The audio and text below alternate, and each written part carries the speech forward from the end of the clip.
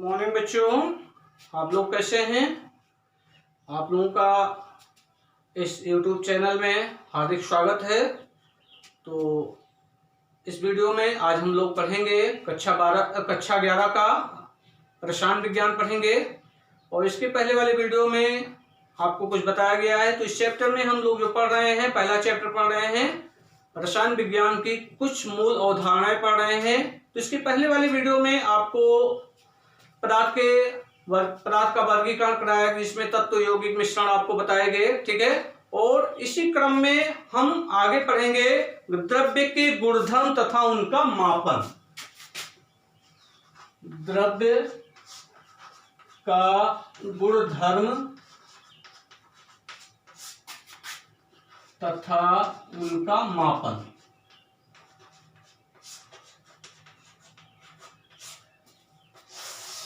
ये सब बेसिक चीजें हैं, ठीक है। तो पदार्थ है, पदार्थ के अपने कुछ विशिष्ट गुणधर्म होते हैं, ठीक है। और इन गुणधर्मों को क्या किया गया, दो भागों में डिवाइड किया गया है। एक तो भौतिक गुणधर्म है और दूसरा रासायनिक गुणधर्म है। भौतिक गुणधर्म में क्या होता है कि पदार्थ के ऐसे गुणधर्म जिनकी पहचान व संगठन बिना परिवर्तित किए हुए ही देखा या मापा जा सकता है, तो ऐसे गुणधर्म को हम क्या कहते हैं, भौतिक गुणधर्म कहते हैं। भौतिक गुणधर्म में पदार्थ की पहचान, संगठन या कह सकते हैं उसकी संरचना आज परिवर्तित नहीं होती है, ठीक है। तो ये सब भौतिक गुणधर्म के अंतर्गत आएंगे, जैसे पदार्थ का रंग हुआ, ठीक है, गंध हुआ, मतलब ये सब चीजें परिवर्तित नहीं होती हैं। तो ये किसके अंतर्गत आते हैं, भौतिक गुणधर्म के अंतर्गत आते हैं।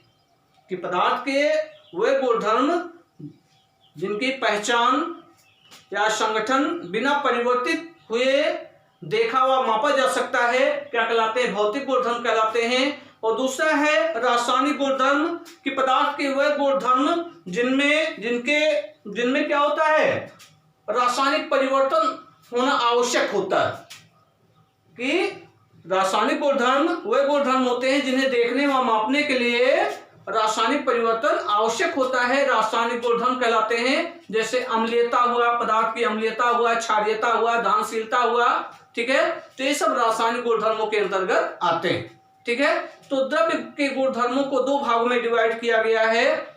और वो कौन कौन से गुणधर्म है, भौतिक गुणधर्म है और दूसरा रासायनिक गुणधर्म है। तो आइए देखते हैं द्रव्य का गुणधर्म। द्रव्य का गुणधर्म, तो प्रत्येक पदार्थ का अपना विशिष्ट या अभिलाक्षिक गुणधर्म होता है। इन गुणधर्मों को क्या किया गया, दो भागों में डिवाइड किया गया है।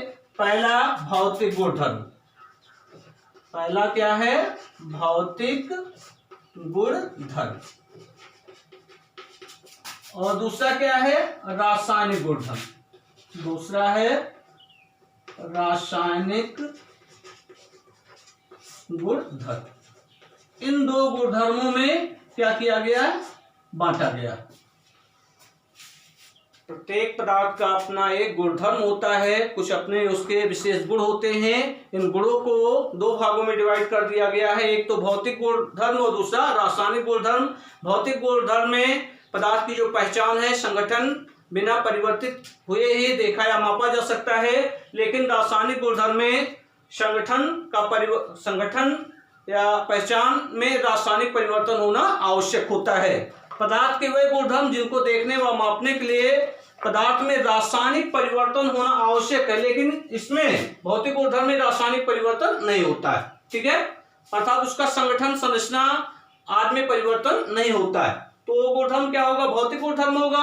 और जिसमें रासायनिक परिवर्तन होगा वो क्या होगा, रासायनिक गुणधर्म होगा। कि पदार्थ के गुण, संरचना, पहचान आदि में क्या हो जाए, चेंजिंग हो जाए, तो क्या होता है, रासायनिक गुणधर्म होता है। तो भौतिक गुणधर्म की परिभाषा आप लिख सकते हैं कि पदार्थ के वह गुणधर्म, पदार्थ के वह गुणधर्म, पदार्थ के वह गुणधर्म जिनसे पदार्थ की पहचान, जिनसे पदार्थ की पहचान पहचान तथा अर्थात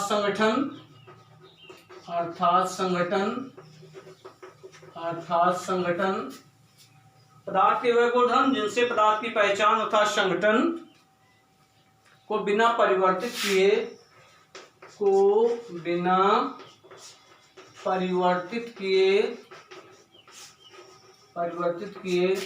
देखा व मापा जा सके। देखा व मापा जा सकता है भौतिक गुणधर्म कहलाता है। भौतिक गुणधर्म कहलाता। जैसे भौतिक गुणधर्म में रंग, पदार्थ का रंग हो गया, उसकी गंध, रंग हो गया, गंध हो गया, ठीक है। गलनांक हुआ, घनत्व हुआ, गलनांक, घनत्व, रंग, गंध, गलनांक, घनत्व, क्वथनांक आदि।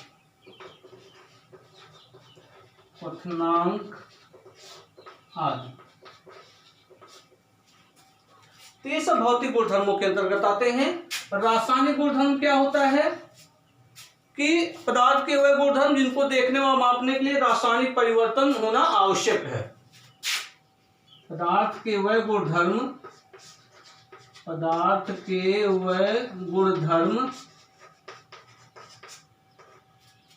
जिनको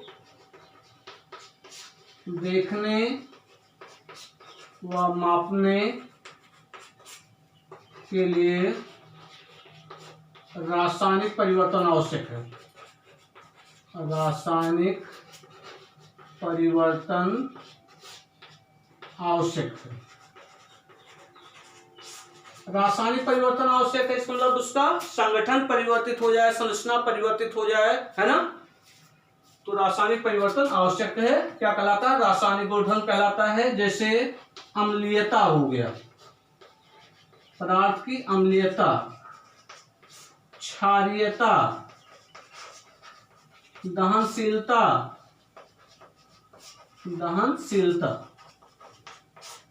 आदि। तो ये दो गुणधर्म है। पदार्थ के दो गुणधर्म होंगे, भौतिक गुणधर्म और रासायनिक गुणधर्म, ठीक है। अब इसी क्रम में अगला है भौतिक राशियां। तो मापन समझने से पहले आपको भौतिक राशियों के बारे में जानना है, ठीक है। आप कुछ भौतिक राशियों के बारे में फिजिक्स में पढ़े होंगे, ठीक है। अगर नहीं पढ़े होंगे तो फिजिक्स में आपको पढ़ाया जाएगा। अब आइए देखते हैं भौतिक राशियां।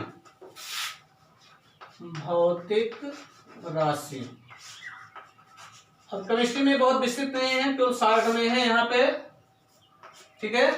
तो भौतिक राशियां क्या होती हैं कि वह राशियां जिन्हें हम क्या कर सकते हैं, माप सकते हैं। भौतिक राशियां क्या होती हैं जिन्हें मापा जा सके, या इसके अतिरिक्त जिनका उपयोग हम वैज्ञानिक अध्ययन में करते हैं, वो क्या कहलाते हैं, उनको भी हम क्या करते हैं, भौतिक राशियां कहते हैं। तो बहुत जनरली आपको इसमें केमिस्ट्री में पढ़ना है यहाँ पे मापन में, और विस्तृत रूप से आपको फिजिक्स में आपको बताया जाएगा। तो सिंपली यहाँ आपको बता दिया जा रहा है कि भौतिक राशियां क्या होती हैं कि वे राशियां जिन्हें क्या किया जा सकता है, मापा जा सकता है। वे राशियां जिन्हें मापा जा सकता है, जिन्हें मापा जा सकता है, भौतिक राशियां कहलाते हैं। भौतिक राशियां कहलाते हैं। भौतिक राशियां कहलाते हैं। फिजिक्स में आपको बताया जाएगा भौतिक राशियां क्या होती हैं, व्युत्पन्न राशियां क्या होती हैं, मूल मात्रक क्या होते हैं, ये सब आपको फिजिक्स में विस्तृत रूप से बताया जाएगा। लेकिन सिंपली यहाँ जो दिया है वो उसको आपको पढ़ा दिया जा रहा है कि वे राशियां जिन्हें मापा जा सकता है क्या कहलाती हैं, भौतिक राशियां कहलाती हैं। जैसे लंबाई, जैसे 7 भौतिक राशियां है ना, लंबाई, द्रव्यमान, समय, ताप, ज्योतिर्ता, विद्युत धारा, पदार्थ की मात्रा, ये सब क्या है, भौतिक राशियां। जैसे लंबाई, द्रव्यमान, समय, लंबाई, द्रव्यमान, समय, ताप, क्षेत्रफल, आयतन, घनत्व आदि। ताप, क्षेत्रफल, घनत्व आदि। ठीक है।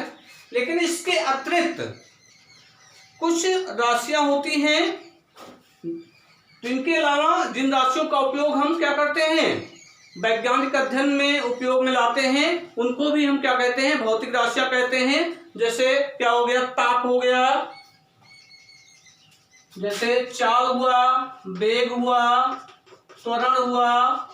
ठीक है, चाल, वेग, त्वरण, कार्य, ऊर्जा, शक्ति, कार्य, ऊर्जा, शक्ति। तो इन सब का उपयोग हम वैज्ञानिक अध्ययन में करते हैं, तो ये भी किसके अंतर्गत आएंगे, भौतिक राशियों के अंतर्गत आती हैं। ठीक है।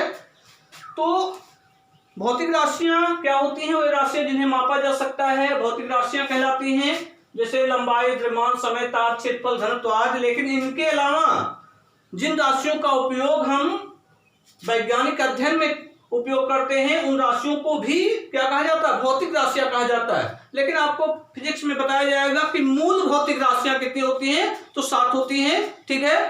तो उन 7 मूल भौतिक राशियों का नाम क्या है कि लंबाई, द्रव्यमान, समय, ताप, ज्योतीव्रता,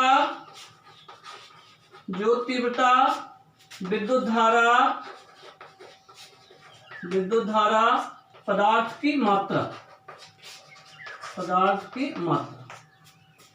देखिए कितना हुआ, 3 3 6 7 मूल भौतिक राशियां। ठीक है। जिसमें लंबाई का मात्रा क्या होगा, मीटर, द्रव्यमान का मात्रा क्या होगा, किलोग्राम, समय का मात्रा क्या होगा, सेकेंड, ताप का मात्रा केल्विन, ज्योतीव्रता का मात्रक, लंबाई का मात्रक मीटर, द्रव्यमान का मात्रक किलोग्राम, समय का मात्रक सेकंड, ताप का मात्रक केल्विन, ज्योतीव्रता का मात्रक कैंडिला, विद्युत धारा का मात्रक एम्पियर, पदार्थ की मात्रा का मात्रक मोल। ठीक है। तो ये 7 मूल भौतिक राशियां हैं और इनकी क्या है, मात्रक है। ठीक है।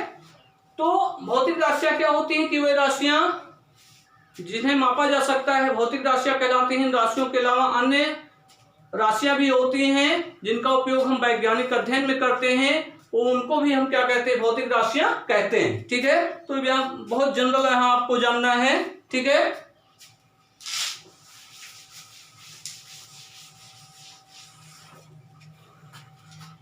भौतिक राशियां हो गई।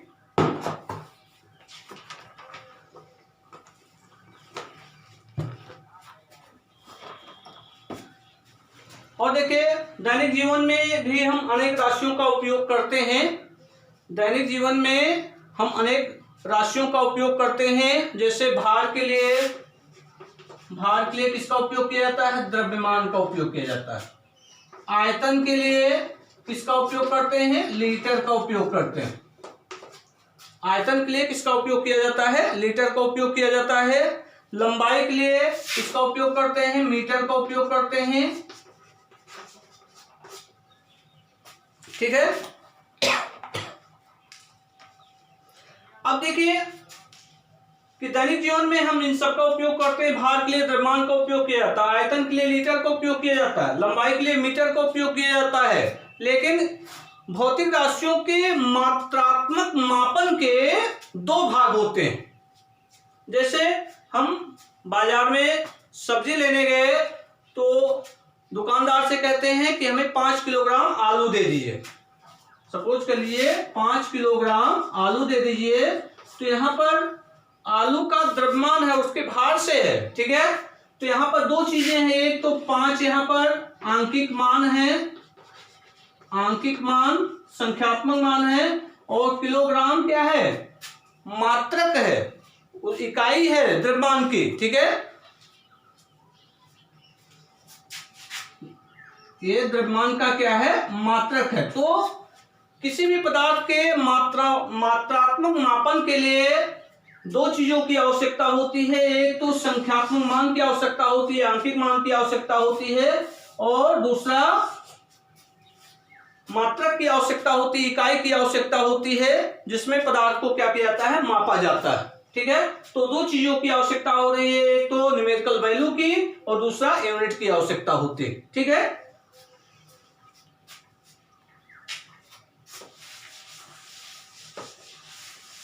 अब इसी क्रम में